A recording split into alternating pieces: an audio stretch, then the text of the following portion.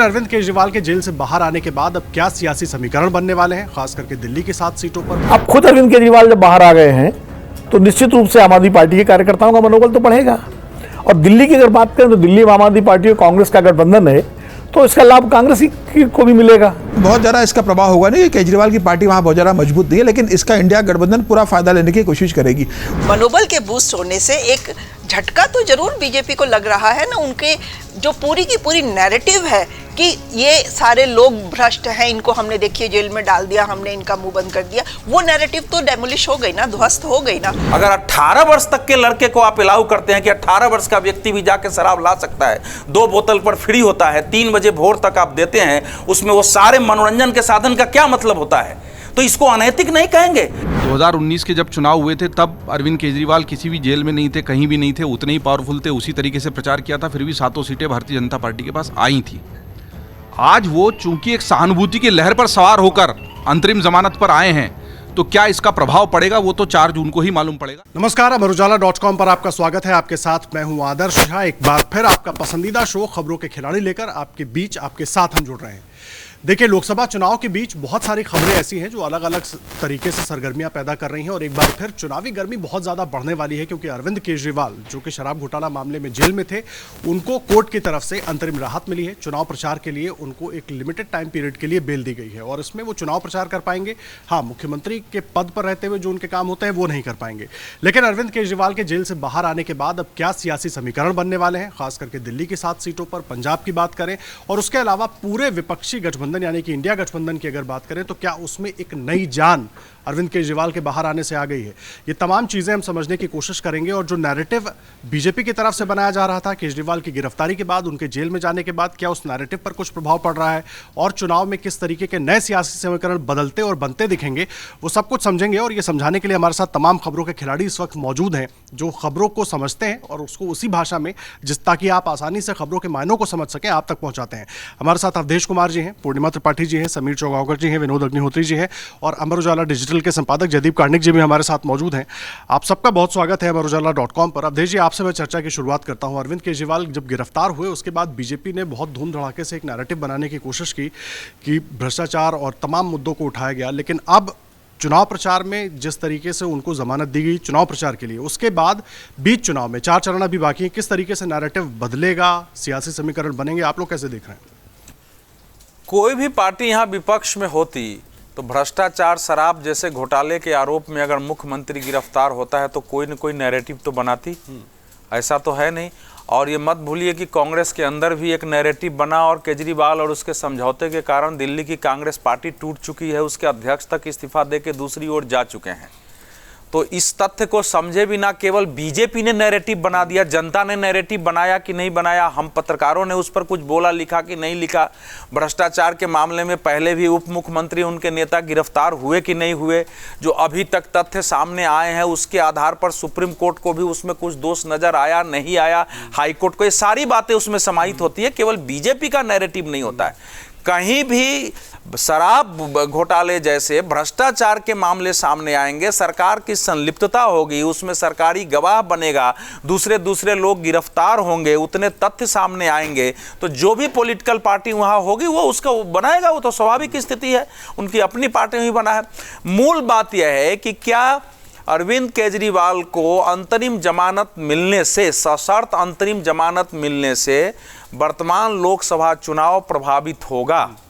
इतना जरूर है कि उनके बाहर निकलने से उनकी पार्टी ने जैसे प्रेजेंट किया, दूसरी पार्टी प्रेजेंट करती, उनको थोड़ा सा आत्मविश्वास निश्चित रूप से उनके सहयोगियों को, उनके पार्टी को आया होगा।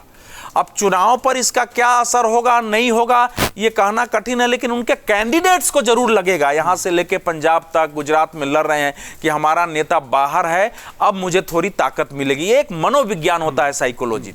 लेकिन लोग ये भी देखेंगे कि इस तरह की जमानत के उदाहरण भारत के इतिहास में पहले कभी नहीं रहे हैं। आपका ये अमर उजाला बहुत प्रतिष्ठित है, इसलिए मैं सुप्रीम कोर्ट पर कोई भी टिप्पणी करके आप ये नहीं चाहता हूं कि हमारे जयदीप कार्णिक जी को उस पर कोई बयान देना पड़े कि अवधेश जी का है, इसीलिए मैं नहीं चाहता हूं। लेकिन इस प्रकार का जमानत का उदाहरण न्यायालय में भी नहीं रहा है, तो न्यायालय ने दिया है, एक अभूतपूर्व कदम है। लेकिन दिया कैसे है? आप अपने दफ्तर नहीं जा सकते हैं, आप एलजी से पूछे बिना किसी फाइल पर साइन नहीं कर सकते हैं, आप इस घोटाले को लेकर कोई बयान नहीं दे सकते हैं, और आपको 1 तारीख को आके सरेंडर करना ही होगा। केवल हम आपको, चूंकि यह राजनीतिक लड़ाई है, 5 साल बाद होगा चुनाव, आप पार्टी के बड़े नेता हैं, इसलिए प्रचार के लिए आपको जाने देते हैं, क्योंकि अभी आरोप सिद्ध नहीं हुआ है। माने आरोप सिद्ध नहीं होने का यह मतलब नहीं किसी पर आरोप लगा है तो वो व्यक्ति जो है भ्रष्टाचारी ही हो। सामान्यतः जो वेस्टर्न मॉडल का ये जो हमारे यहाँ जुडिशियल सिस्टम है, जो ब्रिटेन से, उसका यही है कि वो आदमी चाहे भ्रष्टाचारी हो, कुछ भी हो, लेकिन जब तक न्यायालय उसको सिद्ध नहीं कर देती है, हम उसको भ्रष्टाचारी न्यायिक रूप से नहीं कहते हैं। तो ये एक आधार बनाया है, और हम सब लोग आरंभिक दिनों से इसके लिए संघर्ष करते रहे हैं कि सामान्य केसों में जमानत को जो एक प्रोविजन, जमानत जो है वो व्यक्ति को अधिकार के रूप में शामिल होना चाहिए। अब व्यक्ति को जमानत तभी नहीं मिलती है जब या तो उससे पूछताछ पूरी नहीं हुई हो, जांच ऐसी जगह पर हो जहां ये निकल के उसको प्रभावित कर सकते हो, गवाहों को प्रभावित कर सकते हो। तो ये सारी स्थितियां होती हैं, कुछ जो है सबूत नष्ट कर सकते हो, ऐसी प्रभावी स्थितियों, वातावरण खराब कर सकते हो, ये कुछ कारण होते हैं जिन पर नहीं मिलता है। तो इतना सख्त, इतनी सशर्त जमानत के बाद अब वो चाहे जो भी तर्क दें, उसको जनता निश्चित रूप से उसको भी लोग स्क्रूटनाइज करेंगे। भारतीय जनता पार्टी क्या करेगी, भारतीय जनता पार्टी नहीं करेगी, उससे बड़ा विषय ये है क्या किसी प्रदेश के मुख्यमंत्री की ये स्थिति बना दिया जाना उसकी राजनीति के लिए, उसकी पृष्ठभूमि जो भ्रष्टाचार के विरुद्ध, भ्रष्टाचार को खत्म करने के नाम पर आया हो, जिसके वीडियो चल रहे हैं कि यहाँ जब जेल किसी को नहीं होता है बेल चल जाता है, आजकल वीडियो चल रहा है ना, उन्हीं का भाषण का चल रहा है, कन्नी मोड़ी को बेल मिल गया, ये राजा को बेल मिल गया, सबका नाम वो ले रहे हैं। तो उन्हीं के कथन के अनुसार जेल नहीं हुई है, बेल हो गया, उसको चलने दीजिए। अभी नैरेटिव 1 तारीख को फिर अंदर जाएंगे तो देखा जाएगा। अभी जो है सप्लीमेंट चार्जशीट ईडी ने दाखिल कर दिया है। मैं फिर कह रहा हूं कि शराब घोटाला एक ऐसा मामला है जिसमें से किसी भी राजनेता का शीर्ष शर्म से झुकना चाहिए। वो केवल भ्रष्टाचार का मामला नहीं था, नैतिक, सामाजिक, सांस्कृतिक रूप से भी ऐसा था कि आप एक शराब पर दो बोतल पर 1 बोतल फ्री कर रहे हैं। कुछ ही कंपनी 800-900 दुकान पैदा कर दे रहे हैं मोहल्लों में, जिसके खिलाफ लड़ाई हो रही है। 12 बजे रात को बढ़ा करके देर रात तक आप करने की छूट दे रहे हैं। आप उसमें मनोरंजन के साधन, जब शीला दीक्षित ने 12 बजे रात तक किया था तो हम लोगों ने विरोध किया था कि नहीं किया? तो दिल्ली को शराब की नगरी बनाने की कोशिश हुई। इस पर क्या बात किया जाए, जमानत मिल जाए, कल वो न्यायालय से बरी हो जाए। लेकिन जो लोग हैं विवेकशील लोग, जो नैतिक रूप से समाज को उन्नत देखना चाहते हैं, उनके नजर में उनकी छवि कैसी रहेगी स्वयं सिद्ध है। लेकिन राजनीति में मुझे लगता है वर्तमान परिस्थिति, जिस वक्त चुनाव में हम गुजर रहे हैं, उसमें छवि को लेकर बहुत ज़्यादा परेशान नेता नहीं, उनको वोट चाहिए, पार्टियों को वोट चाहिए। और अरविंद केजरीवाल जब कल बाहर निकले तो उन्होंने लोगों से, जब वो गाड़ी की छत पर मौजूद थे और वहाँ जो पहली बात उन्होंने कही कि मैंने कहा था ना कि मैं बाहर आ जाऊँगा, और मैं बाहर आ गया। अवधेश जी ने तमाम बातें जो बताई और कोर्ट की तरफ से भी जो तमाम बातें की, उसका जिक्र उन्होंने नहीं किया। हालांकि लोगों के बीच, पब्लिक डोमेन में, मीडिया में वो तमाम बातें हैं कि किन शर्तों के साथ उसको जमानत मिली। लेकिन आगे के जो 4 चरण हैं पूर्णिमा जी, उस पर किस तरीके से प्रभाव पड़ेगा? कुछ बदलाव दिख रहा है इसमें? अभी अवधेश जी ने बात कही, ठीक है, हम मेरिट ऑफ द केस पे नहीं बात कर रहे हैं, उनको 1 तारीख को सरेंडर करना है, मेरिट ऑफ द केस उसके बाद डिसाइड होगा। लेकिन जिस तरह से सॉलिसिटर जनरल की दलीलों को सुप्रीम कोर्ट ने सिरे से खारिज किया, उन्होंने अपनी तरफ से बहुत सारे आर्ग्यूमेंट्स दिए कि क्यों इनको जमानत नहीं मिलनी चाहिए, क्यों इनको बाहर नहीं आना चाहिए, ये एक नज़ीर बन जाएगा, इससे बाकी लोग भी जमानत के लिए पहुंच जाएंगे, फिर एक इंप्रेशन समाज में गलत जाएगा। लेकिन सुप्रीम कोर्ट ने उसकी कोई दलील नहीं सुनी और इनको कहा कि ऐसी कोई बहुत बड़ी बात नहीं हो जाएगी 20 दिन के लिए अगर आके ये प्रचार करेंगे, क्योंकि चुनाव 5 साल में एक बार आते हैं और पूछताछ अगर चल रही है तो क्या अगर 10 साल चलेगी तो 10 साल तो जेल में इनको नहीं रखा जा सकता। तो जो दलीलें जिस तरह से खारिज हुई हैं, हमें उस पर भी ध्यान देना चाहिए।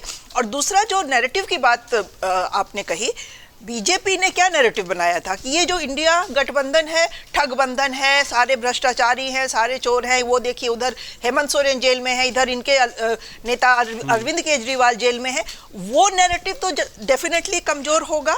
लोगों को जरूर ये समझ में आएगा कि सुप्रीम कोर्ट ने अगर जमानत दी है तो कुछ तो उसमें देख के उन्होंने जमानत दी होगी, कहीं केस में कोई ना कोई कमजोरी तो जरूर होगी। और अब शर्तों की बात की इन्होंने कि शर्तों के साथ उनको छोड़ा गया है, तो वो शर्त कैंपेन में वो क्या बोलेंगे क्या नहीं बोलेंगे, सिर्फ घोटाले वाले केस पे नहीं बोल सकते हैं, उसके अलावा वो क्या बोलेंगे उस पर कहीं पर कोई रोक सुप्रीम कोर्ट ने नहीं लगाई है। वो कहाँ जाएंगे, कहाँ भाषण देंगे, पूरे देश में घूम के वो भाषण दे सकते हैं, कैंपेनिंग कर सकते हैं। तो कैंपेन करने के लिए तो अरविंद केजरीवाल पूरी तरह से स्वतंत्र हैं, और जो केजरीवाल की स्टाइल है भाषण देने की और जो लोगों के साथ जो संवाद वो जब बनाते हैं, तो उस तरह का तो मजबूत अपोजिशन में एक वॉइस होना आज के लिए उनके लिए बहुत बड़ा मोरल बूस्ट करने की चीज़ है। इनके कार्यकर्ताओं का मनोबल भी बहुत बढ़ेगा। जो अलायंस के पार्टनर्स जहाँ भी हैं, दिल्ली में कांग्रेस है, अगर झारखंड जाते हैं तो वहाँ जेएमएम वगैरह है, तो सब जगह एक बूस्ट होगा लोगों का मनोबल, इनका जो अपोजिशन के लोग हैं उनका मनोबल, और उस मनोबल के बूस्ट होने से एक झटका तो जरूर बीजेपी को लग रहा है ना। उनके जो पूरी की पूरी नैरेटिव है कि ये सारे लोग भ्रष्ट हैं, इनको हमने देखिए जेल में डाल दिया, हमने इनका मुंह बंद कर दिया, वो नैरेटिव तो डेमोलिश हो गई ना, ध्वस्त हो गई ना। तो अब इसका असर क्या पड़ेगा, हम कोई एस्ट्रोलॉजर नहीं है यहाँ बैठे हुए कि हम बताएंगे कि 4 को क्या होगा, लेकिन डेफिनेटली जो अपोजिशन का कैंपेन है उसको मजबूती मिलेगी और लोगों को वो दिखाई देगा कि ये एक अब मजबूत तरीके से गठबंधन खड़ा है और मजबूती से कैंपेन हम देखेंगे होता हुआ। दूसरा एक चीज और, अवधेश जी ने कुछ बोला कि वो शराब नगरी दिल्ली को बनाने की बात कर रहे हैं। आप बताइए, गुजरात में गिफ्ट सिटी में क्यों शराब अलाउड है? पूरा गुजरात स्टेट तो ड्राई स्टेट है, प्रोहिबिशन वहां पे है, तो वहां पे शराब नगरी आप एक छोटे से पॉकेट को बना देंगे क्योंकि आपको इन्वेस्टमेंट चाहिए, वहां इंटरनेशनल लोग आएंगे तो उनके लिए शराब मुहैया कराना चाहिए। तो दिल्ली में अगर शराब कोई सरकार एज अ पॉलिसी मुहैया करा रही है तो उसको आप एकदम से कंडेम कैसे कर सकते हैं? फिर आपको गिफ्ट सिटी में नहीं शराब कराना चाहिए अलाउ। ये हम बातें गिफ्ट सिटी में शराब नहीं अलाउ कराना चाहिए, खैर उस पर तो हम चर्चा करेंगे, लेकिन समीर जी बड़ा अहम हो जाता है यहाँ पर ये समझना कि बीजेपी क्या अब कुछ रणनीतिक बदलाव अपनी कैंपेन में आगे करने वाली है, क्योंकि अभी तक के भाषणों में तमाम बातें हो रही थी, लेकिन अब अरविंद केजरीवाल जेल से बाहर आ गए हैं तो उनके निशाने पर सिर्फ बीजेपी और प्रधानमंत्री नरेंद्र मोदी होने वाले हैं स्पष्ट तौर पर, क्योंकि एजेंसियों को लेकर, पीएम को लेकर, बीजेपी को लेकर वो लगातार बोलते रहे हैं। अब उनकी भी रणनीति, क्योंकि कल भी आम आदमी पार्टी ने अपनी सारी सभाएं सब स्थगित कर दी थी, अब आज एक नए तरीके से वो मैदान में उतर रही है, तो ये भी बड़ी चुनौती बीजेपी के लिए होने वाली है। मुझे लगता है कि अरविंद केजरीवाल के बाहर आने से भारतीय जनता पार्टी को दिल्ली के अंदर एक जरूर थोड़ी चुनौती का सामना करना पड़ेगा, क्योंकि अरविंद केजरीवाल दिल्ली के मुख्यमंत्री है। आम आदमी पार्टी की पूरी ताकत दिल्ली अंदर के बेस है। पंजाब में आम आदमी पार्टी एक बड़ी पार्टी है, पूर्ण बहुमत की उनकी सरकार है, एब्सोल्यूट मेजोरिटी की गवर्नमेंट है। वहाँ भारतीय जनता पार्टी के लिए बहुत ज़्यादा स्पेस नहीं है। भारतीय जनता पार्टी वहाँ अकाली दल के साथ मिलकर चुनाव लड़ती रही है, 3 सीटों पर चुनाव लड़ती थी, 2 सांसद रहे। तो भारतीय जनता पार्टी को पंजाब से बहुत ज़्यादा उम्मीद नहीं है, क्योंकि वहाँ पर वैसे भी वो अब गठबंधन में चुनाव नहीं लड़ रही है। जहाँ तक गुजरात की बात है, गुजरात के अंदर वोटिंग हो चुकी है, हरियाणा में आम आदमी पार्टी से एक कुरुक्षेत्र की सीट पर चुनाव लड़ रही है। तो दिल्ली के 7 सीटों को लेकर जरूर भारतीय जनता पार्टी को ये चिंता रहेगी कि आम आदमी कहीं इसको बहुत ज़्यादा केजरीवाल भुला न सके। लेकिन मुझे लगता है कि दिल्ली के अंदर आम आदमी पार्टी इतनी मजबूत नहीं है कि प्रधानमंत्री नरेंद्र मोदी के जो 7 उम्मीदवार है, भारतीय जनता पार्टी के जो 7 उम्मीदवार है, उससे कांग्रेस और आम आदमी पार्टी मिलकर हरा सके। अगर 2019 का अगर आप परिणाम देखोगे तो 50% से ज़्यादा का वोट उनके पास रहा है, तो बहुत मुश्किल होगा। लेकिन इसमें कोई दो राय नहीं कि केजरीवाल आने के बाद कार्यकर्ताओं के अंदर उत्साह होगा। अरविंद केजरीवाल जब प्रचार करेंगे तो निश्चित रूप से जो उम्मीदवार है उनके अंदर भी एक ताकत आएगी, और जनता का एक ऐसा वर्ग जो न्यूट्रल रहता है, वोट तो बटा रहता है, जो भारतीय जनता पार्टी को भारतीय जनता पार्टी करेंगे, जो आम आदमी पार्टी या कांग्रेस से जुड़े उन्हें वोट करेंगे। ऐसा वोटर जो 11th आवर पे अपना निर्णय लेता है, सोच समझ के निर्णय लेता है, वो कहीं भी जा सकता है। वो जरूर इस बात पर देखेगा कि भाई अब केजरीवाल के आरोप जो लगे थे, केजरीवाल बाहर आ गए तो केजरीवाल को देना है या मोदी को देना है। तो मुझे लगता है कि इस वोटर्स में थोड़ा आम आदमी पार्टी का सेंटिमेंट जा सकता है और वो आम आदमी पार्टी की तरफ झुक सकते हैं। लेकिन इस केस के बारे में ये कहना चाहता हूँ कि देखिए, बड़ा इंटरेस्टिंग मामला है। इस मामले में ऐसा पहली बार हुआ है कि जो आरोपी है उसने जिस बात के लिए बात नहीं की थी बेल के लिए, उसको बिना मांगे बेल प्रचार अभियान के लिए दी गई। वो तो केस निरस्त करने के लिए बात कर रहे थे। लेकिन कोर्ट के 2-3 जो ऑब्जर्वेशन है वो बहुत अच्छे है इसके अंदर मुझे लगता है। कोर्ट ने कहा कि अरविंद केजरीवाल को किस बयान पे आधार पर गिरफ्तार किया गया जांच का। तो ईडी ने बताया कि 22 दिसंबर से 2022 से लेके 18 अगस्त 2023 तक का ये मामला है। तो कोर्ट ने पूछा कि जब इतना पुराना मामला था तो आपने उसको तब गिरफ्तार क्यों नहीं किया? तो ईडी इसका बहुत जवाब नहीं दे पाई। फिर कोर्ट ने यह भी पूछा ईडी से कि 9 संबंध तक जब अरविंद केजरीवाल उपस्थित नहीं हुए थे तो क्या आपने इसके खिलाफ कोई एफआईआर दर्ज कराई? क्या इसके खिलाफ आप कोर्ट में गए? जब 9 संबंध में उपस्थित नहीं हुए थे तो आपने इसके खिलाफ क्या कार्रवाई की? तो ईडी ने इसका कोई जवाब नहीं दिया। कोर्ट ने यह भी कहा कि भाई अनुच्छेद 21 के अंदर किसी भी व्यक्ति को जमानत लेने का अधिकार है, और ईडी और पीएमएलए की जो धारा है 40, वो अनुच्छेद की धारा 21 को खारिज नहीं कर सकती है। अनुच्छेद की 21 की जो धारा है वह सबसे बड़ी धारा है। तो ये ईडी अगर मान ले कि किसी को उन्होंने गिरफ्तार कर लिया है तो पीएमएलए की धारा 45 के अंदर उसे जमानत नहीं मिल सकती। अगर किसी केस में कोई देरी हो रही है तो उसका अधिकार है आरोपी का, वो जमानत ले सकता है। दूसरी एक बड़ी बात कोर्ट ने कहा है, कोर्ट ने यह भी कहा कि भाई अरविंद केजरीवाल की गिरफ्तारी कब हुई है, तो ईडी ने कहा कि 21 मार्च को हमने गिरफ्तारी करी। 60 दिन के अंदर चार्जशीट दाखिल करना होती है। कोर्ट ने यह भी कहा कि जब आपके पास इतना पुख्ता सबूत थे कि आपने केजरीवाल को तुरंत पहली पूछताछ में गिरफ्तार कर लिया है, तो 60 दिन तक आप इंतजार क्यों कर रहे हो चार्जशीट दाखिल करने का? जब आपके पास पुख्ता सबूत है तो आपको 15 दिन, 20 दिन, 25 दिन, 30 दिन के अंदर चार्जशीट दाखिल कर देना चाहिए थी। अगर आप चार्जशीट समय से दाखिल करते तो हो सकता था कि आज हम इस मामले में सुनवाई नहीं कर रहे होते, हम चार्जशीट पर चर्चा कर रहे होते। तो मुझे लग रहा है कि ईडी की भी एक गलती रही है, जिस मामले को ईडी ने जिस तरीके से पूरे मामले को हैंडल किया अरविंद केजरीवाल को लेकर। अगर पुख्ता सबूत था तो चार्जशीट तुरंत फाइल कर देनी थी, जिससे जमानत की बात नहीं आती। और फिर कल कोर्ट ने यह भी कहा है कि भाई 22 दिन इधर रहे या उधर रहे, क्या फ़र्क पड़ता है? चुनाव प्रचार 5 साल में एक बार होता है, चुनाव प्रचार करने जा रहे हैं, पार्टी चुनाव लड़ रही है तो चुनाव का दिया। हालांकि ईडी ने यह भी कहा ये कोई मौलिक अधिकार नहीं है, ये संवैधानिक अधिकार भी नहीं है और ये कोई कानूनी अधिकार भी नहीं है कि भाई आप चुनाव प्रचार के लिए मांग रहे हो। ऐसे उदाहरण भी दिए ईडी ने कि भाई पहले लोग जेल में रहकर चुनाव लड़े और जीते, इस आधार पर कभी किसी को जमानत नहीं दी गई है। ईडी ने यह भी कहा कि 5 साल में 135 चुनाव हुए, तब इस तरह का कभी चीज़ों का इस्तेमाल नहीं किया। अगर सुप्रीम कोर्ट अगर इसको नज़ीर बना देगा तो आने वाले समय में इस तरीके से जो अपराधी रहेंगे, राजनीतिक अपराधी, उन्हें बेल के लिए अप्लाई करने के लिए आसान होगा। लेकिन मुझे लगता है कि सुप्रीम कोर्ट ने सब सुना होगा और सुप्रीम कोर्ट को लगा होगा कि अगर चुनाव प्रचार 22 दिन अगर केजरीवाल को बेल देते हैं, सुप्रीम कोर्ट ने यह भी कहा कि वो ऑफेंडर अपराधी नहीं है, वो कई भागने वाले व्यक्ति नहीं है, मुख्यमंत्री है। तो मुझे लगा होगा कि अब केजरीवाल को बेल देकर अगर वो प्रचार करते हैं तो इसमें कोर्ट को कोई आपत्ति नजर नहीं आई होगी। तो मुझे ठीक लगता है कि इस मामले में बेल दे दी गई है। मामला मेरिट के आधार पर जब 1 तारीख को जाएंगे तब शुरू होगा। अभी ईडी अभी चार्जशीट दाखिल करेगी, उसके ऊपर बहस होगी। फिर जिस बात के लिए केजरीवाल ने चुनौती दी है कि उनकी गिरफ्तारी अवैध है, उस पर उन्होंने मामला दर्ज कराया है, उस पर बहस होगी, फिर उसके आगे निर्णय होगा। फिलहाल मुझे लगता है कि 22 दिन की बेल दी गई तो कोर्ट का निर्णय का सम्मान करना चाहिए। जाहिर सी बात है। विनोद सर, इंडिया गठबंधन के लिहाज से अगर मैं देखूं इस पूरे फैसले को किस तरीके से देख रहे हैं, क्योंकि अरविंद केजरीवाल को लेकर एक बड़ी रैली रामलीला मैदान में हुई, पूरा विपक्ष वहां पर एकजुट हुआ था, तो अब क्या विपक्ष के पोस्टर बॉय के तौर पर भी नजर आएंगे अरविंद केजरीवाल? एक और दूसरा, इंडिया गठबंधन जिस तरीके से चुनाव हो रहा था, अब तक जो बातें कही जा रही थी, कितना उसको एज आगे की तरफ मिलता हुआ दिख रहा है इस फैसले के बाद? अरविंद केजरीवाल की जमानत को लेकर के तो हमारे मित्रों ने विस्तार से बात कर ही ली है और समीर भाई ने तो पूरा केस का डिटेल और कोर्ट और ईडी के बीच में क्या क्या बातचीत हुई उसका भी तफसरा बयान किया। इसका जो राजनीतिक महत्व है उस पर चर्चा हमको करनी है। पहली बात तो ये है कि जिस वक्त ये केस चल रहा था उस वक्त 2 तरफ से इसका विरोध हो रहा था कि अरविंद केजरीवाल को जमानत न मिले, एक ईडी की तरफ से और दूसरा सरकारी वकील की तरफ से, सॉलिसिटर जनरल की तरफ से। यानी सरकार भी जो है वो भी नहीं चाहती थी कि अरविंद केजरीवाल को जमानत मिले। सॉलिसिटर जनरल का जो वहाँ पर उपस्थित, और ईडी तो बिल्कुल था ही। और अदालत के बाहर भारतीय जनता पार्टी मुखर रूप से इस पक्ष में नहीं थी कि उनको जमानत दी जाए, और उनके नेताओं के अगर आप बयान देखिए उसमें तो वो सब जमानत के खिलाफ बयान दे रहे थे। और उसके बाद जब जमानत का आदेश कल दिया कोर्ट ने, अंतरिम जमानत का, तो जो प्रतिक्रिया आई, विनय सहस्त्रबुद्धे साहब जो भाजपा के वरिष्ठ नेता हैं, उन्होंने कहा कि we lords have join the campaign, मतलब उन्होंने अपने को कैंपेन का हिस्सा बना लिया, इलेक्शन कैंपेन का। इतनी सख्त टिप्पणी अगर भाजपा के एक शीर्ष नेता कर रहे हैं तो कहीं ना कहीं इससे एक संकेत तो है कि विचलन तो है इस फैसले से। नहीं तो छोड़ देते, कुछ ना बोलते, ठीक है अदालत का फैसला है, हो गया, ख़त्म बात।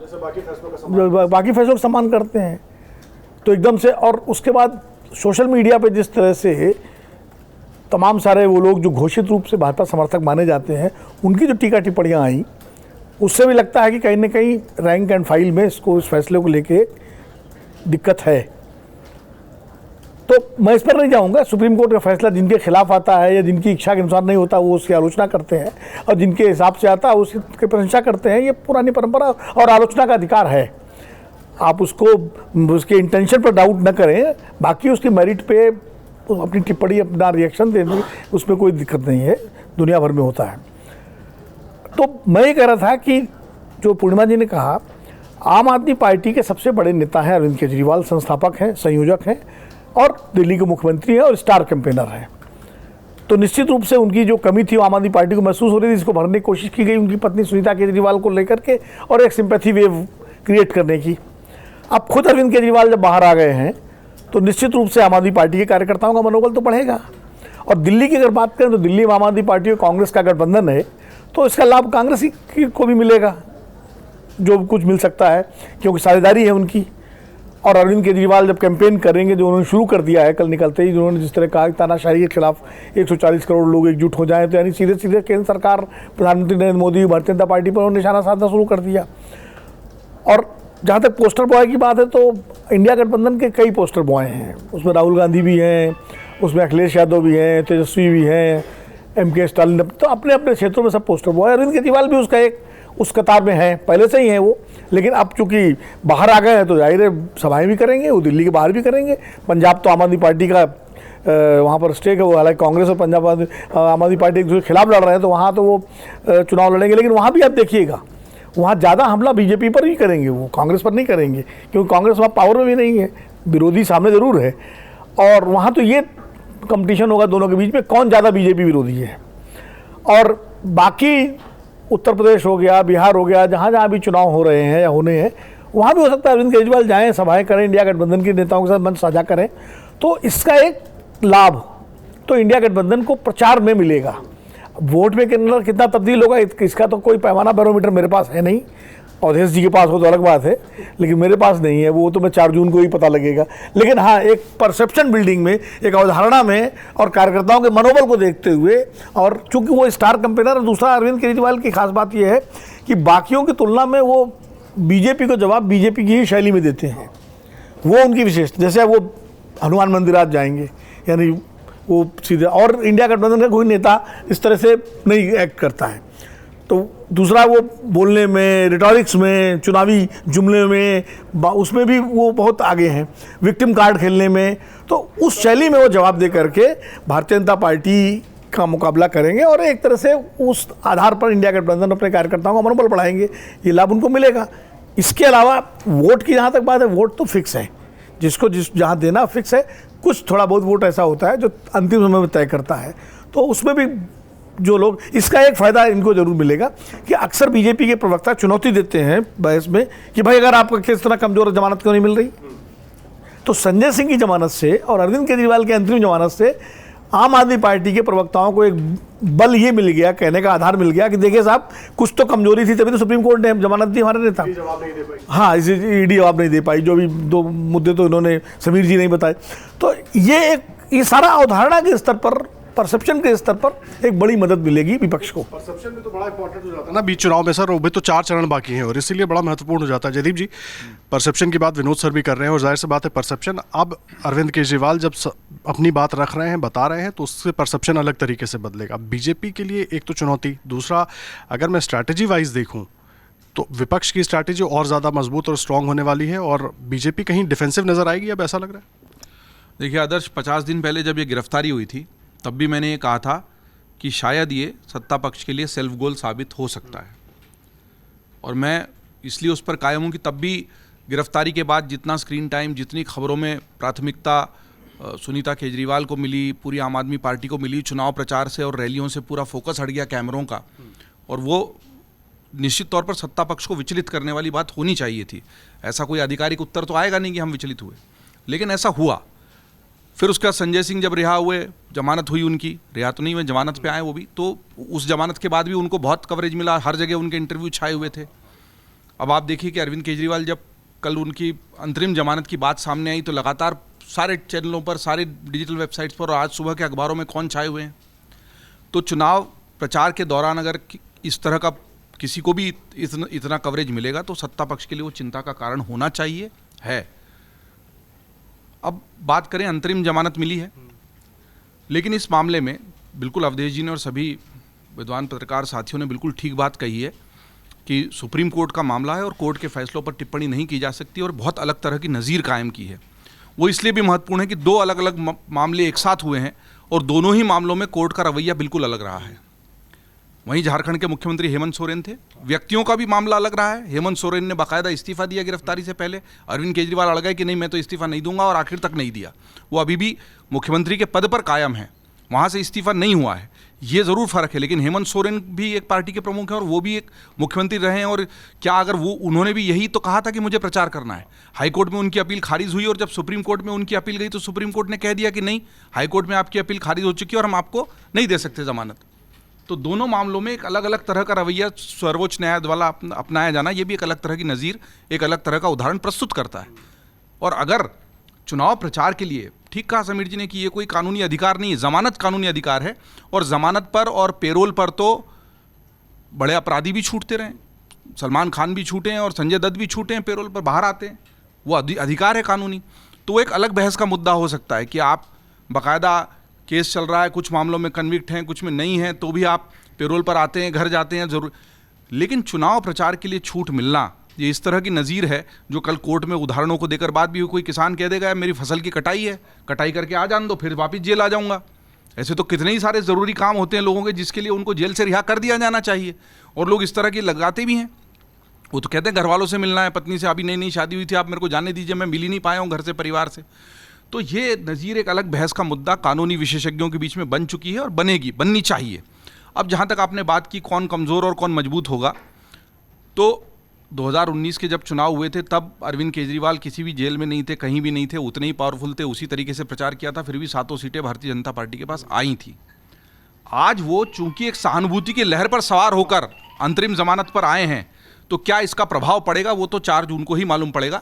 लेकिन इसकी टाइमिंग जो है, जिस तरह उस वक्त जो टाइमिंग थी वो महत्वपूर्ण थी, वैसे ही ये टाइमिंग भी महत्वपूर्ण है, क्योंकि अब चौथे चरण का जो मतदान होना है वो बिल्कुल अनकरीबी है और उसके बाद बचे हुए चरण भी सामने हैं, पूरे 22 दिन उनके सामने हैं। और बाकायदा प्रचार खत्म होने वाला एक अंतिम चरण का जो मतदान है 1 जून, तब तक की अंतरिम जमानत उनको मिली हुई है और उनके वकील ने कहा है 1 जून तक मिली है, तो 2 जून को सरेंडर करेंगे। मतलब 1 जून जो आखिरी मतदान का 7वें चरण का मतदान है, तब तक वो बाहर रहेंगे। इसका क्या प्रभाव पड़ता है तो देखना चाहिए। लेकिन हाँ, इसके चलते भारतीय जनता पार्टी और सहयोगी जो दल हैं सत्ता पक्ष के, उनको अपनी रणनीति पर पुनर्विचार जरूर करना पड़ेगा। ये सहानुभूति की जो लहर है ना, उसके बाद जो परिस्थिति बनी है, उसके बाद बीजेपी को कहीं ना कहीं, जिस तरह से जयदीप जी भी कह रहे हैं कि पुनर्विचार करना पड़ेगा। अवधेश जी पूर्णिमा जी, जो सबने कहा, जो नज़ीर की बात करी सुप्रीम कोर्ट ने, तो सुप्रीम कोर्ट के जजेस ने ये कहा कि इसको, आप इस केस को कहीं किसान कोई बुआई करने के लिए या फसल की कटाई करने के लिए जाना चाहता है, या किसी की कोई कॉमर्शियल एक्टिविटी है उसके लिए, वो व्यावसायिक गतिविधियों में जाने के लिए जाना चाहता है, उससे हम इसको कंपेयर नहीं कर सकते हैं। ये अपने आप में एक बिल्कुल अलग तरह का मामला है। क्यों उसका काम महत्वपूर्ण क्यों है कम और इसका काम ज्यादा महत्वपूर्ण क्यों है? सुप्रीम कोर्ट ने कहा, नहीं, सुप्रीम कोर्ट ने कहा है, लेकिन उस पर जिरह का अधिकार तो सबको है। जो दूसरा पक्ष है वो इस पर अपना पक्ष रखेगा। किसी का भी काम अगर आप महत्वपूर्ण तय कर रहे हैं तो दूसरे का कम महत्वपूर्ण कैसे हो गया? आपके बड़े होने से कोई दूसरा छोटा नहीं होता ना, होना चाहिए उसका, वही होना चाहिए। एक रेफरेंस तो बन गया ना आगे के लिए। बिल्कुल जो ईडी ने और दूसरे लोगों ने कहा वो सही बात कही थी कि जेल में रह के लोगों ने प्रचार किया और जेल में रह के जीत भी गए हैं। ऐसे कितने ही उदाहरण है। मतलब बाकी चीजें तो छोड़ दीजिए, हेमंत सोरेन का केस लगा हुआ है। हेमंत सोरेन का तो बिल्कुल यही स्थिति है सेम जो अरविंद केजरीवाल की है। वो भी जेएमएम के सबसे बड़े नेता हैं, स्टार प्रचारक हैं, चीफ मिनिस्टर, ठीक है, इस्तीफा दे दिया। इस्तीफा देने की शायद गलती की उन्होंने, जो एक नैतिक मर्यादा का पालन करके। अरविंद केजरीवाल ने वो गलती नहीं की तो वो मुख्यमंत्री रहे, वो मुख्यमंत्री पद से हट चुके हैं। तो खाली अगर हेमंत सोरेन ने इस्तीफा देने की ये गलती की कथित रूप से, तो क्या उनको इसकी सजा, फिर उनको क्यों नहीं जमानत मिलनी चाहिए? अंतरिम जमानत तगड़ा तर्क है ये तर्क तो है। इसका जवाब तो सुप्रीम कोर्ट के माननीय न्यायाधीशों को देना पड़ेगा, जब वो, अगर वो मामला शायद सोमवार को है उनकी वो सुनवाई। तो मुझे लगता है कि ये फैसला अपने आप में एक चर्चा का विषय तो है, इस पर बहस तो होगी, क्योंकि अपनी तरह का पहला फैसला है। विनोद जी, कोर्ट के फैसलों में तो पुराने फैसलों का उदाहरण हमेशा दिया जाता रहा है, बल्कि वो एक तरीका है ये बताने का कि देखिए कोर्ट ने इसी तरह के इस मामले में, फलाने मामले में इस तरह का फैसला दिया था, तो आप भी नहीं, ये तो इसका कोर्ट कह दे कि इसको नजीर मत मानिए। क्या केवल इस वजह से? नहीं, देखिए आने वाले समय में ये जजेस भी रिटायर हो जाएंगे, दूसरे जजेस आएंगे, बेंचेस बदलेंगी, लेकिन ये फैसला तो रहेगा, फैसला तो रहेगा। तो इस फैसले को तो कोर्ट किया जाएगा इस तरह के किसी। सवाल ये नहीं है कि अंतरिम जमानत अरविंद केजरीवाल को क्यों, सवाल ये है कि फिर हेमंत सोरेन को क्यों नहीं। ये कविता ये बड़ी इंपॉर्टेंट बात है। अरविंद केजरीवाल को क्यों और हेमंत सोरेन को क्यों नहीं? यहाँ पर अवधेश जी, मैं 2 चीजें, जिस जो सवाल उठा रहे हैं जयदीप जी बड़ा अहम हो जाता है। कल जिस तरह की जानकारी मुझे मिली कि एक बार फिर इस फैसले को लेकर, इस फैसले के नज़ीर को लेकर हेमंत सोरेन की जो टीम है वो अपना उनकी ज़मानत के लिए आगे मूव करने की कोशिश कर रही है, मूव करने वाली है। अब सवाल ये है कि क्या आम आदमी की सरकार चलाने वाले इतने खास हो गए कि एक को तो ज़मानत मिल जा रही है, दूसरे ने इस्तीफा दे दिया तो उसको नहीं मिल रही है? देखिए, कई टिप्पणियां हो रही थी, लेकिन अब मैं बीच में मैं भी थोड़ा बोलना ये मैं करता नहीं हूँ। पूर्णिमा जी का तो मैं देखता हूँ भाजपा को लेके जो इनके अंदर वो जरा बाल सुलभ जो है मुस्कान उसके जैसे ही छीरता है, मुझे भी बड़ा आनंद आता है कि छोटी छोटी चीज़ पर आनंदित होता है। नारी सुलभ भी कहता हूँ, वो जरा निश्चल होता है ना, इसलिए मैंने बाल का उदाहरण दिया। बाल का उदाहरण इसलिए दिया तो वो जरा आनंद आता है। कई बार ऐसी बातें बोल जाती हैं कि किसी शहर में शराब की अनुमति देना और किसी शहर को शराब की नगरी बनाने में, दोनों में इनको अंतर अगर दिखाई नहीं देता है। दिल्ली में पहले से भी शराब की दुकान थी, दुनिया के उच्च कोटि के ब्रांड यहाँ मिलते थे, सब कुछ थे, लेकिन अब 3-3 बजे भोर तक जो है छतों पर भी बेचो, मनोरंजन के साधन इस्तेमाल करो। ये एक शर्मनाक स्थिति थी और वो मैं इसका उस रूप में करता हूँ। दोनों में अगर हम तुलना करते हैं, अगर गुजरात में पाप हो रहा है तो उस पाप का भी विरोध होना चाहिए। ये थोड़ा है कि गुजरात में अगर कोई, लेकिन मैं आपके लिए ना, मैं अमर उजाला में एक कविता, एक शेर छपा था, उसको मैं नोट करके रखा हूँ। नहीं वो दूसरा, ये एक क्यों न होगी आग मन में कसक सीने में हमारे, हम ईमान की डफली बजाकर भी बदनाम ही रहे, वो बेईमानी की महफिल जमाकर भी दाद पाते रहे। तो कोई अगर बेईमान की महफिल जमा के दाद पाता रहेगा, उसके लिए हम ईमानदारी की बात न करेंगे, ये कैसे संभव है? अब आते हैं विषय पर, अब आते हैं ठीक से विषय पर। बता दीजिए बेईमान और ईमानदार कौन है? वो तो देश, वो तो देश समझ रहा है। मैं किसी को तो नहीं सर्टिफिकेट दे सकता हूँ, लेकिन अपने बारे में तो कह ही सकता हूँ। अपने बारे में जो मेरी मान्यता है वो मैं बोलता हूँ। किसी पार्टी को सर्टिफिकेट देने के लिए मैं नहीं बैठता हूँ कि मेरे सीने में क्या कसक है, हम कैसी राजनीति चाहते थे। आज मजबूरी में वोट देना है तो किसी पार्टी को हमको सपोर्ट करना पड़ सकता है, लेकिन क्या हमने उसी तरह के पार्टी के, उसी तरह की राजनीति का सपना देखा था? ये तो कसौटी होगी ना। तो ये विषय होता है। देखिए, ऐसा है कि सुप्रीम कोर्ट पर सब लोगों ने बोला है, हालांकि सुप्रीम कोर्ट ने अपने फैसले में कहा है कि आप हमारे इरादे पर प्रश्न मत उठाइए, हमारे अब फैसले की आलोचना आप कर सकते हैं, ये उन्होंने कहा। फिर भी हम लोग मान के चलते हैं कि भाई एक शीर्ष है, वहां भी मनुष्य बैठे हैं और सुप्रीम कोर्ट ने इतना बनाया कि अपने फैसले को भी बाद में सुप्रीम कोर्ट ने पलटा है, अपने किए हुए फैसले को भी पलटा है। तो वहाँ इतना तो खुलापन है ही है। इसलिए आने वाले समय में इस फैसले पर सुप्रीम कोर्ट ही कभी क्या मत देगा ये आज हम नहीं कह सकते हैं, लेकिन ये एक फैसला न्यायपालिका के जीवन में एक ऐसा है जो आसानी से लोगों के गले नहीं उतर रहा है। ये बात फैक्ट है, आसानी से, कि इस आधार पर आपने दे दिया है। अब दे दिया है तो अरविंद केजरीवाल तो करेंगे, लेकिन आप देखिए ना, अब जो है 283 सीटों का तो चुनाव हो चुका है। अब मैं आपको बताया था कहाँ कहाँ चुनाव है तत्काल, हालांकि इनका अभी दिल्ली बाकी है, इनका पंजाब बाकी है, लेकिन ये जो चरण है इस सबसे बड़ा फोकस है। हाँ, लेकिन अभी जो अभी तत्काल, देखो कुछ दिन बाद तो विषय पुराने होते हैं ना, अभी तो 2-3 दिन तक तो ज़्यादा ही होगा ना। अब इसमें क्या है चुनाव, आंध्र प्रदेश की 25 है, बिहार की 5 है, सुनिए ना, झारखंड की 4 है, मध्य प्रदेश 8, महाराष्ट्र की 8, ओडिशा की 4, तेलंगाना की 17, यूपी की 13, पश्चिम बंगाल की 8 और जम्मू कश्मीर की 1 सीट शामिल है। जो तात्कालिक उत्साह है उसमें अरविंद ज्यादा बाकी, यूपी किसके, यूपी ज्यादा नहीं, इस चरण में शामिल है इस चरण में जो अभी 13 मई को होना है, इसमें अरविंद केजरीवाल कहाँ जाके वोट को प्रभावित कर देंगे, जरा हमको आप बताइए। तो इसीलिए मैं कह रहा हूं कि बहुत ज्यादा हम उत्साहित होते हैं। जरा तथ्यों को भी देखें इस समय कि इस समय कहाँ है। 20 सीट पर लड़ने वाली पार्टी वो देश की राजनीति को इतना प्रभावित कर देगी, उसका एक मुख्यमंत्री सशर्तों से निकला है चुनाव प्रभावित होना होगा तो हो चुका है। चुनाव में बहुत सारे 283 सीट हो चुकी है। अगर भारतीय जनता पार्टी का परफॉर्मेंस खराब होना है तो उसका कारण अरविंद केजरीवाल का नहीं निकलना होगा, और भारतीय जनता पार्टी का परफॉर्मेंस अच्छा होगा तो उसको अरविंद केजरीवाल नहीं प्रभावित कर सकेंगे। पंजाब में बीजेपी कहां है, पंजाब में बीजेपी को कितनी सीट है? दिल्ली में स्टेक है बीजेपी का 17 में। गुजरात में वो क्या कर, गुजरात में वोटिंग 6% कम हो गया है, लेकिन गुजरात में दूसरी पार्टी है ही नहीं, कांग्रेस जा चुकी है। तो इसलिए जो फैक्ट्स के आधार पर हम देखेंगे तो चुनावी इस राजनीति को लेकर के कम से कम 13 मई की स्थिति में अरविंद केजरीवाल इसमें एक सीट को प्रभावित करने की स्थिति में नहीं है। झारखंड में उनकी पत्नी जा सकती है, वो भी जा सकते हैं, लेकिन वहां क्या होगा कहना कठिन है। दूसरा कि इधर जो छापे और पड़े हैं उसमें जो नौकर के यहां से जो माल निकल रहा है वो किसके पक्ष और विपक्ष में जाएगा? आप कह सकते हैं कि भैया कि हर पार्टी नगद खर्च करती ही है। हम सब लोगों ने देखा है, मालूम नहीं आप लोगों ने देखा है कि नहीं देखा है, वो तो स्ट्रांग रूम से झोला में भर भर के नगद पैसे, अब बिनो ही तो जरूर देखे उस समय सब लोगों ने देखा होगा, इनका 5 लाख इतना 10 लाख, ऐसे ही चुनाव होता रहा है वर्षों से। लेकिन जिसकी पकड़ में आ गए उस ढंग से पूरे भर करके हमने देखा है, और उसके बाद बाकायदा वहां जो कैंडिडेट थे उसको पैसे दिए जाते हैं, वैसे ही जाता ही है। देखिए चुनाव आज भी, ये सच है हमारे देश का, चुनाव आज भी मेजर पैसा नकद ही खर्च होता है उसमें, और 50,000 आप ले जाएगा नहीं पकड़ाएगा। लेकिन अगर आप नौकर के घर से निकल रहा है तो किसके एवज में जाएगा? तो ये सारी चीजें इस समय भ्रष्टाचार इस चुनाव का एक बड़ा मुद्दा बना है। भ्रष्टाचार को मुद्दा पहली बार केंद्र सरकार ने एक बनाया है, इसके हम भ्रष्टाचार के विरुद्ध है। वो मुद्दे जनता के अंदर हैं, ये नहीं है कि नहीं है।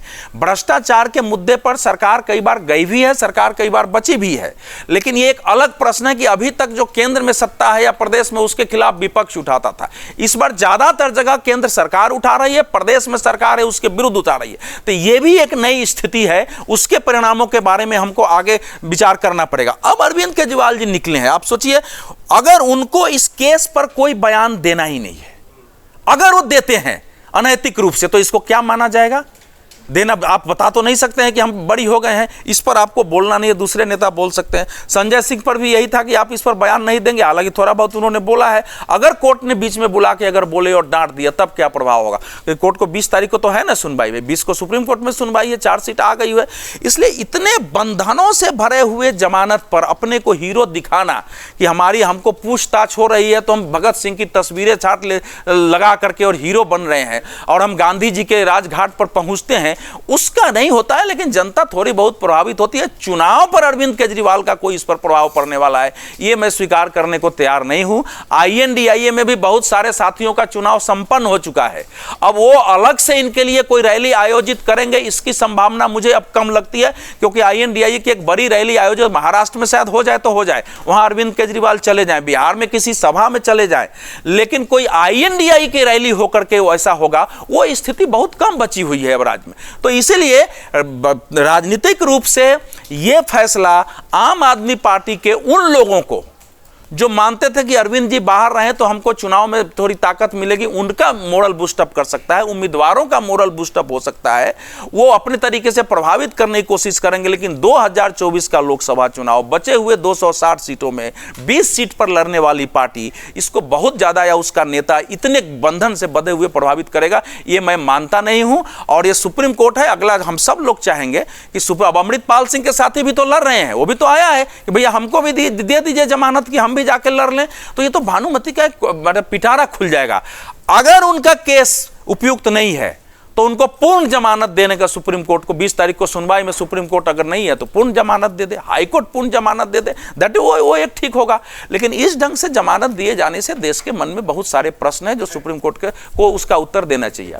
एक तो पहली बात यह है कि 13 मई की बात नहीं है, सारे 1 जून तक उनको जमानत मिली हुई है, तो सारे चरणों में जाएंगे वो, जहां जहां प्रभावित कर सकते करें, कितना नहीं करेंगे अलग बात है। तो खाली 13 मई से हम उसकी तुलना क्यों कर रहे हैं?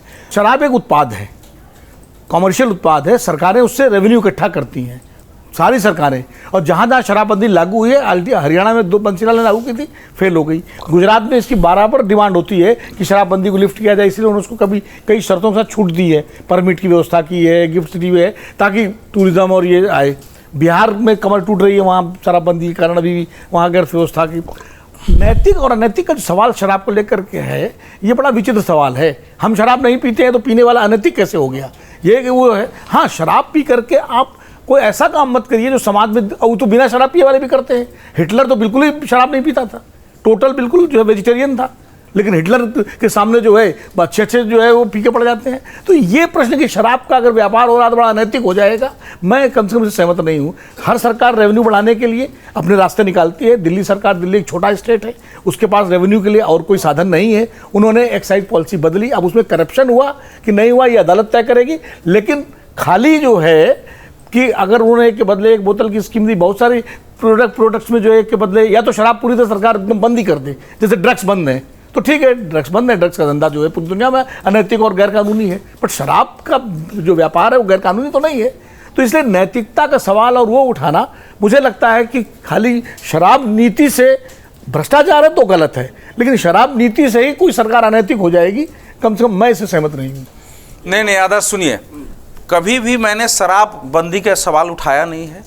दिल्ली में पहले से भी शराब थे, सारे कुछ चल रहे थे, शराब होना चाहिए, उस पर तो मैं बहस कर सकता हूं क्योंकि मैं नशाबंदी का आदमी हूं। लेकिन अगर 18 वर्ष तक के लड़के को आप अलाउ करते हैं कि 18 वर्ष का व्यक्ति भी जाके शराब ला सकता है, 2 बोतल पर फ्री होता है, 3 बजे भोर तक आप देते हैं, उसमें वो सारे मनोरंजन के साधन का क्या मतलब होता है? तो इसको अनैतिक नहीं कहेंगे। शराब पहले भी बिक रही थी, पहले भी इसमें आ रहे थे। आपने किस ढंग से दिल्ली को बनाने की कोशिश, इसका विषय है। इस समय देश में शराब बिक रहे हैं, शराबबंदी सही है गलत है उस पर जब विषय होगा तो मैं करूंगा। लेकिन इसको अगर पढ़े लिखे लोग, विनोद अग्निहोत्री जी के जैसे लोग अगर ये कह रहे हैं कि 18 वर्ष तक के बच्चे को भी जाके शराब ले आ सकता है दुकान से, और वो 2 बोतल के बदले 1 बोतल फ्री ला सकता है, और मोहल्लों में 875 दुकानें सही थी वो खोलना जिसके लिए लोग खड़े हुए, महिलाएं खड़ी हुई हैं, तो फिर तो कुछ रह ही नहीं जाएगा अनैतिक।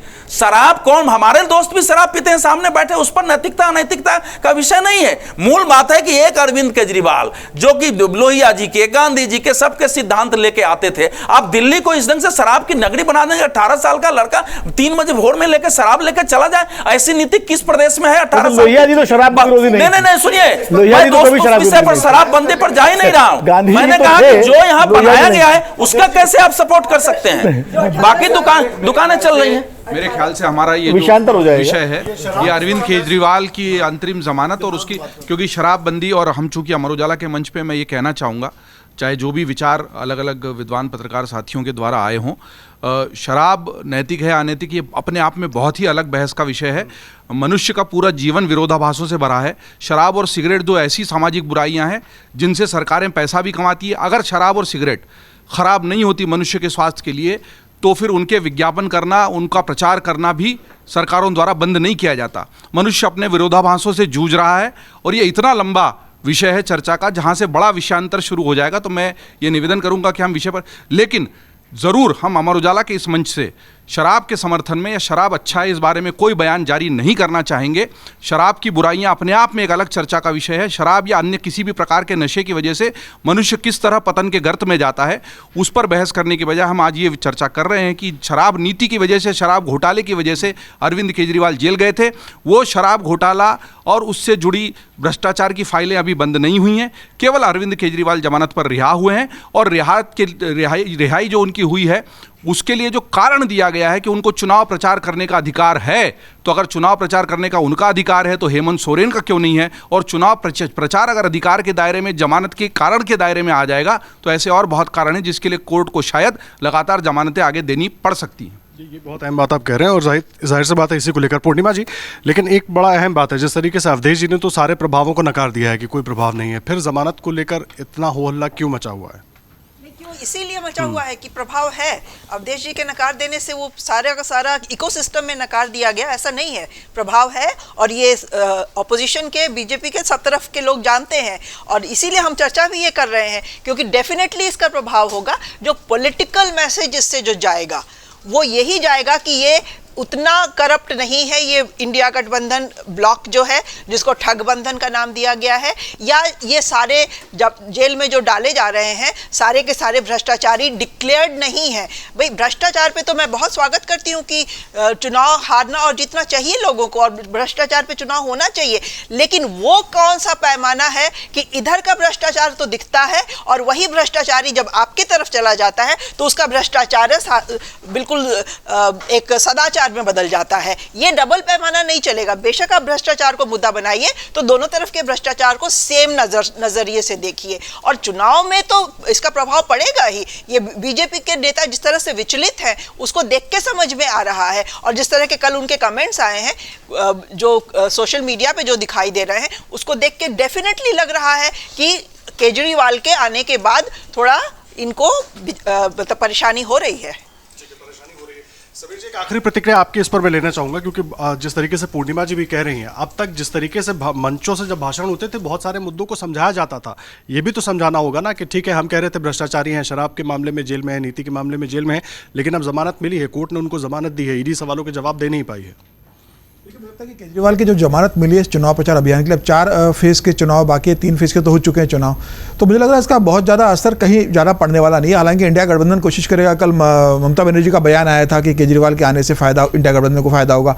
हो सकता है कि बंगाल में वो ममता बनर्जी के लिए जाके चुनाव प्रचार अभियान करे, या हो सकता है कि बिहार में चले जाए या उत्तर प्रदेश के अंदर चले जाए, लेकिन बहुत ज़्यादा इसका प्रभाव होगा नहीं। केजरीवाल की पार्टी वहाँ बहुत ज़्यादा मजबूत नहीं है, लेकिन इसका इंडिया गठबंधन पूरा फायदा लेने की कोशिश करेगी, और अरविंद केजरीवाल की कोशिश होगी कि इसका पूरा एक इमोशनल सेंटिमेंट बनाकर दिल्ली के 7 सीटों में जो चुनाव होने वाला है वहां पर इसका फायदा उठाकर आम आदमी पार्टी के जो उम्मीदवार है, भले ही कांग्रेस के जीते नहीं, आम आदमी पार्टी के कम से कम जो 4 सीटों पर जीत रहा है वो सीटें आम आदमी पार्टी जीतेगी, क्योंकि केजरीवाल को बात मालूम है कि लगातार 2 लोकसभा चुनाव से दिल्ली में सारी सीटें हार रहे हैं। इस बार भी अगर वो सारी सीटें हारेंगे तो उनका इसके एक बड़ा प्रश्न चिन्ह उठेगा कि लगातार वो हार रहे हैं और प्रधानमंत्री मोदी को दिल्ली के लोकसभा में चुनौती दे पा रहे।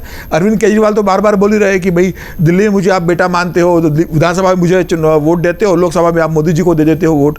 तो मुझे लग रहा है कि इसका बहुत ज़्यादा फर्क अरविंद केजरीवाल के आने से चुनाव प्रचार में नहीं पड़ेगा। अरविंद केजरीवाल जिस दिन गिरफ्तार हुए थे उसी दिन सेंटिमेंट जो बना था वही बना हुआ रहेगा। उसके आधार पर जो वोट का डिस्ट्रीब्यूशन होगा 21 मार्च के आधार पर वही चुनाव के अंदर कैरी होने वाला है। अब अरविंद केजरीवाल इससे मूवमेंट कैसा बनाते हैं, कैसे जनता में अपनी बात लेकर जाते हैं, भारतीय जनता पार्टी इसके अगेंस्ट क्या अपनी बात रखती है, ये देखना आने वाले समय में दिलचस्प होगा। प्रधानमंत्री मोदी की अभी दिल्ली में रैली होने वाली है, वो कैसा इसका काउंटर करता है। अभी अमित शाह का बयान नहीं आया है, दिल्ली में जब प्रचार होगा तो अमित शाह भी इस बात को लेकर बोलेंगे। तो मुझे लग रहा है कि भारतीय जनता पार्टी इसका जवाब देगी, और जब मोदी और अमित शाह जी जवाब देंगे तो वो देखने वाला दिलचस्प होगी कैसे वो केजरीवाल को दिल्ली के अंदर घेरते हैं। लेकिन मुझे लगता है कि भारतीय जनता पार्टी दिल्ली में बहुत ज़्यादा तकलीफ नहीं है, 7 सीटें भारतीय जनता पार्टी जीतने की स्थिति में है। मतलब दिल्ली में बहुत ज़्यादा तकलीफ बीजेपी को नहीं दिख रही है, जिस तरीके से समीर जी कह रहे हैं, और तमाम वरिष्ठ पत्रकारों को आप सुन रहे थे, क्योंकि अरविंद केजरीवाल की जमानत के बाद क्या प्रभाव चुनाव पर पड़ने वाला है, और जिस तरीके से आम आदमी पार्टी के तमाम नेता अब दम भर रहे हैं कि भाई अरविंद केजरीवाल यानी कि सिंघम इज बैक। कल जब कई नेताओं से हमने बात की तो उनका कहना था कि सिंघम इज बैक। अब मतदान पे इसका कितना असर पड़ेगा वो देखने की बात होगी, 4 जून तक उसके लिए इंतजार करना पड़ेगा। लेकिन अब अलग अलग पार्टियों के अलग अलग रणनीति, खास करके बीजेपी की रणनीति क्या होगी ये भी देखने वाली बात होगी। लेकिन इसका प्रभाव कितना हो सकता है वही समझने की कोशिश सभी खबरों के खिलाड़ियों के साथ हम कर रहे थे। वरिष्ठ पत्रकार हैं, अनुभव है राजनीति का, इनको क्या कुछ हो सकता है ये सबको जानने की कोशिश कर रहे थे। और आपको क्या लगता है, आपकी क्या राय है कि इस फैसले के बाद क्या प्रभाव चुनाव पर पड़ सकता है, वो भी आप हमारे कमेंट बॉक्स में आकर बता सकते हैं, और वो कमेंट्स हम आपके सामने भी रखेंगे। और देश और दुनिया की तमाम बड़ी खबरें और चुनाव से जुड़े हर अपडेट के लिए भी आप amarujala.com पर हमारे साथ लगातार जुड़े रहिएगा। धन्यवाद। अगर आप ये वीडियो YouTube पर देख रहे हैं तो हमारे चैनल को सब्सक्राइब करें और बेल आइकन को दबाना ना भूलें। अगर आप Facebook पर ये वीडियो देख रहे हैं तो हमारे पेज को लाइक करें।